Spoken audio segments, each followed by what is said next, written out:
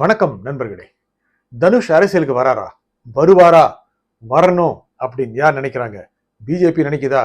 ஏன் அந்த மாதிரி நம்ம நினைக்கிறோம்? திரு விஜயை அசைக்க முடியாது, பிஜேபிக்கு நல்லா தெரியும். 5 வருஷம், ஏன் அதுக்கப்புறம் கூட 5 வருஷம் அந்த அளவுக்கு ஸ்ட்ராங்கா இருக்காரு. அப்புறம் எதுக்கு இன்னும் நடிகர்களை அரசியலுக்கு கொண்டு வரணும்? திரு விஜய் அரசியலுக்கு வந்து வெற்றி பெறுவதற்கு முன்னாலேயே என்ன மாதிரியான ஒரு பிக்சரை கிரியேட் பண்ணாங்க நிறைய பேரு. தனுஷுக்கு பாருங்க என்ன கூட்டம் கூடுது அப்படின்னு கிரியேட் பண்ணாங்கல்ல. ஏதோ திரு விஜய்க்கு கூட்டுற கூட்டத்துக்கும் அதுக்கும் சமம் அப்படின்னு அது உள்நோக்கம் இருந்தது அல்லவா? ஒருவேளை தனுஷை அரசியலுக்கு கூட்டிட்டு வந்தா அப்படியே அவர் பலம் பெற்று திமுகவை காலி பண்ணிடுவாரு, முழுக்க காலி பண்ணுவாரு அப்படின்னு பிஜேபி நினைக்குதா? நினைக்காதுன்னு என்ன இருக்குங்க. பிஜேபி என்ன நினைக்குது அப்படின்னா, திரு விஜயை இன்னைக்கு ஒன்றும் செய்ய முடியாது அப்படின்னு நினைக்குது.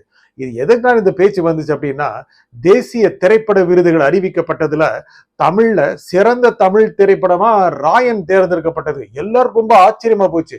என்னங்க வருஷம் வந்த படத்துல ராயன் தானா பெஸ்ட் அப்படி நிறைய பேர் கேட்க ஆரம்பிச்சிட்டாங்கல்ல. மெய்யழகன் வந்துச்சு, ஆமா. மகாராஜா வந்துச்சு, ஆமா. அதெல்லாம் சிறந்த திரைப்படமா தெரியலையா? அது மட்டும் இல்லாம நடிகருக்கான சிறப்பு விருது வேற யாருக்கு? தனுஷுக்கு. அப்போ ஏதோ கணக்கு இருக்குங்க அப்படின்னு நினைக்கிறாங்க. தனுஷ் நிறைய பேர் கேள்வி கேட்கறாங்க, அரசியலுக்கு வருவீர்களா அப்படின்னு பதில் சொல்லாம போயிடுறாரு. இந்த மாதிரியான ஒரு எண்ண ஓட்டத்தை, கருத்தோட்டத்தை மக்கள்கிட்ட ஏற்படுத்தணும் அப்படிங்கிற ஒரு திட்டம் இருக்குல்லவா, அது கிட்டத்தட்ட 1 வருஷமா நடந்துட்டு இருக்குங்க.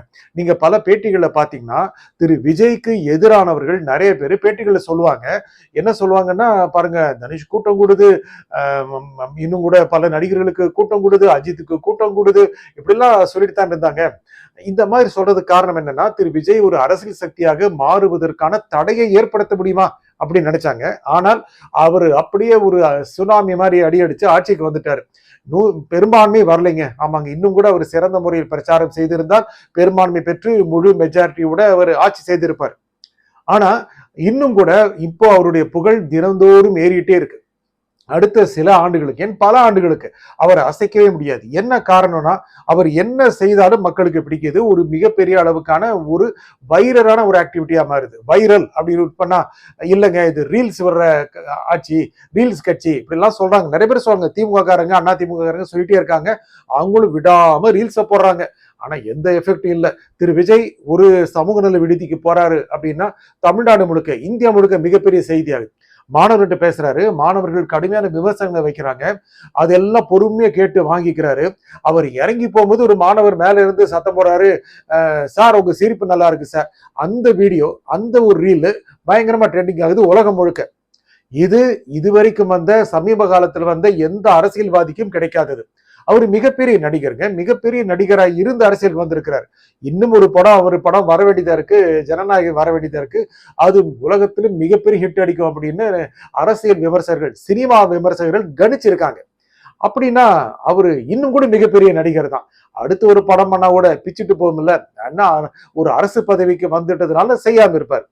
தமிழகத்துல கடந்த 6-7 ஆண்டுகளா பார்த்தோம்னா மிகப்பெரிய அளவுக்கான வசூல் சக்கரவர்த்தியா திரு விஜய் இருக்கிறார். ஒரு படங்கள் மிகப்பெரிய அளவுக்கு வெற்றி பெறல, மிகப்பெரிய வசூலை கொடுக்கல, இருந்தாலும் கூட அடுத்தடுத்து ஒரு 10 வருஷமா பாருங்க, அடுத்தடுத்து மாஸ் ஹிட் கொடுத்த ஒரு ஆக்டர். சமீபமா ஒரு 6-7 வருஷம் பாருங்க, அதிக அளவுக்கு வசூல் கொடுத்த நடிகர் யாருன்னா திரு விஜய் அவர்கள் தான். சந்தேகமே இல்லை. சூப்பர் ஸ்டார் அப்படின்னா திரு ரஜினிகாந்த் இருக்கிறார், அவர் தான் சூப்பர் ஸ்டார். அது யாருமே அந்த பொசிஷனுக்கு யாருமே போட்டி போட வரல. ஆனால் வசூல் சக்கரவர்த்தி யாரு அப்படின்னா திரு விஜய் தான்.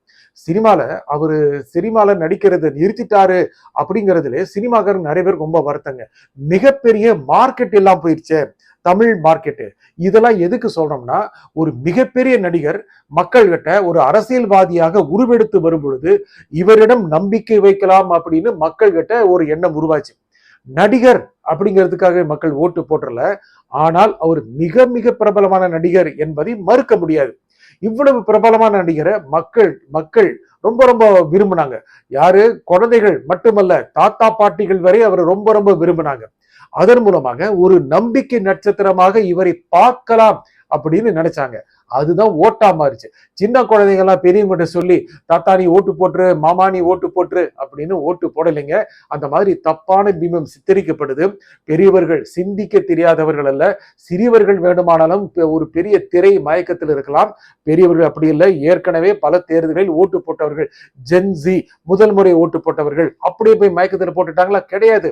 அவர்கள் தொடர்ந்து நடந்து வந்த திராவிட ஆட்சிகள் மீதான சலிப்பை, வெறுப்பை காண்பித்துதான் திரு விஜய் அவர்களுக்கு ஓட்டு போட்டார்கள். எப்படிப்பட்ட டிரான்ஸ்பர்மேஷன் பாருங்க. மிகப்பெரிய நடிகர் முதல் தேர்தலை சந்திக்கிறார், மிகப்பெரிய வெற்றி பெறுகிறார். இதுல வேறு சில நடிகர்களை உருவாக்கி விடலாமா அப்படின்னு திரு விஜய் அவர்கள் தேர்தலை சந்திக்க முன்னாலேயே பல சதிகள் நடந்தது. உங்களுக்கு நல்லா தெரியும். பல அரசியல் விமர்சகர்கள் அவரை கூப்பிட்டு வரேன், இவரை கூப்பிட்டு வரேன் சொல்லிட்டு இருந்தாங்கல்ல. அப்படிதான் திரு தனுஷ் தொடர்பாகவும் ஒரு பிம்பம் கட்டமைக்கப்பட்டது. இப்போ திரு தனுஷுக்கு உள்ள ஒரு ஆசை இருக்கா அப்படின்னு நமக்கு தெரியல. ஆனா அந்த மாதிரி ஆசை இருக்கிற மாதிரி ஊடகங்கள்ல அப்படியே கருத்துக்கள் பதிவிடப்படுது. அவரு வரலாம், யாரு வேண்டுமானாலும் அரசியலுக்கு வரலாம். ஆனால் அவருக்குள்ள ஒரு ஆசை இருக்குமோ, ஆசை இல்லாவிட்டாலும் கிளற வைக்கலாமா, இப்படிங்கிற திட்டங்கள் நடக்குது. அதுலதான் அந்த மாதிரி ஒரு திட்டத்துடைய ஒரு பகுதியாக அவருடைய படங்களுக்கு விருதுகள் கொடுப்பதும் நடக்கலாம். பிஜேபி என்ன நினைக்குது அப்படின்னா, இன்னைக்கு திரு விஜய் அவர்களை அசைக்க முடியாது, உறுதியாக இருக்கிறார். அடுத்த 5 வருஷமுக்கு அதுக்கு அடுத்த 5 வருஷம் கூட ஆட்சியில் இருப்பாங்க இருக்கு. எதிர்கட்சிகளை பலவீனப்படுத்தலாமல்ல. ஏற்கனவே திரு விஜய் கிட்டத்தட்ட அதிமுகவை காணாமல் செய்து விட்டார், மறுக்க முடியாது. என்னதான் திரு எடப்பாடி பழனிசாமி நான் எப்படியும் இதை உருக்கொண்டு விடுவேன் அப்படின்னு சொன்னாலும் கூட அது இன்னைக்கு நடக்க போற காரியமா இல்லை. கிட்டத்தட்ட அதிமுக முடிஞ்சு இந்த மாதிரி நிலைமையில் இருக்கு. திமுக பயங்கர குழப்பத்தில் இருக்கு. பாஜக போலாமா? நோ பாஜக போயிடக்கூடாது, ஆமா போகணும், இப்படிங்கிற திட்டங்கள் இருக்கு. ஏன்னா திமுக காரங்களுக்கு நல்லா தெரியுது விஜய் அவர்களை அசைக்க முடியாது அப்படின்னு. இந்த திமுக எண்ணம் இருக்குல்ல, அதை பாஜக ரொம்ப பலவீனமா பாக்குது.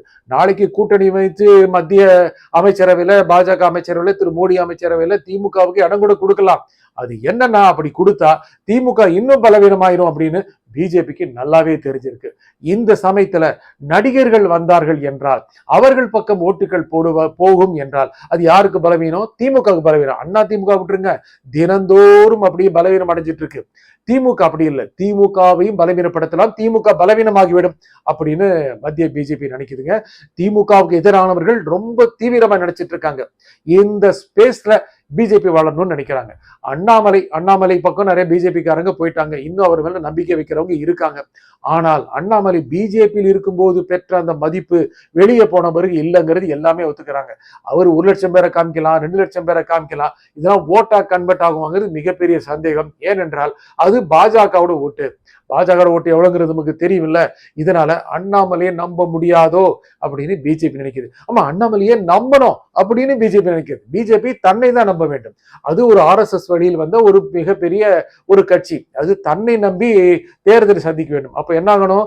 எதிரிகள் எல்லாம் பலவீனமாயிரும். விஜயை பலவீனப்படுத்த முடியாது, திமுக பலவீனப்படுத்தலாம். ஏனென்றால் அங்கேயே 2-3 கருத்துக்கள் இருக்கு. இதனால நடிகர்கள் உருவாக வேண்டும், தனுஷ் உருவாக வேண்டும். இதுல முக்கியமாக சிவகார்த்திகேயனும் ஒரு முக்கியமான பிளே பண்றாருங்க. அவருடைய படங்கள் எல்லாம் பாருங்களேன். முக்கியமாக அமரன் ஒரு தேசபக்தி, அந்த படத்துக்கும் விருது கொடுக்கப்பட்டது. தேசபக்தியை சொல்றது, அவர் தேசபக்தியாளராக காண்பிக்கப்படுகிறார். பராசக்தி ஏதோ திராவிடர் மாதிரி காமிச்சாலும் கூட ஆன்டி காங்கிரஸ் காமிக்கப்பட்டது. ஆன்டி காங்கிரஸ்னாவே அப்படியே ஓரமா போய் பிஜேபி பக்கம் நில்லு அப்படிங்கிற மாதிரி காமிக்குது. அவரையும் திராவிடத்திற்கு எதிரானவர் போல ஒரு கட்டமைப்பதற்கு ஒரு சக்திகள் உருவாக்கி கொண்டிருக்கின்றன. இன்னும் பல நடிகர்களையும் உருவாக்கி கொண்டிருக்கிறார்கள். இது பிறகு வேறொரு காணொளியில் நாம் பார்ப்போம்.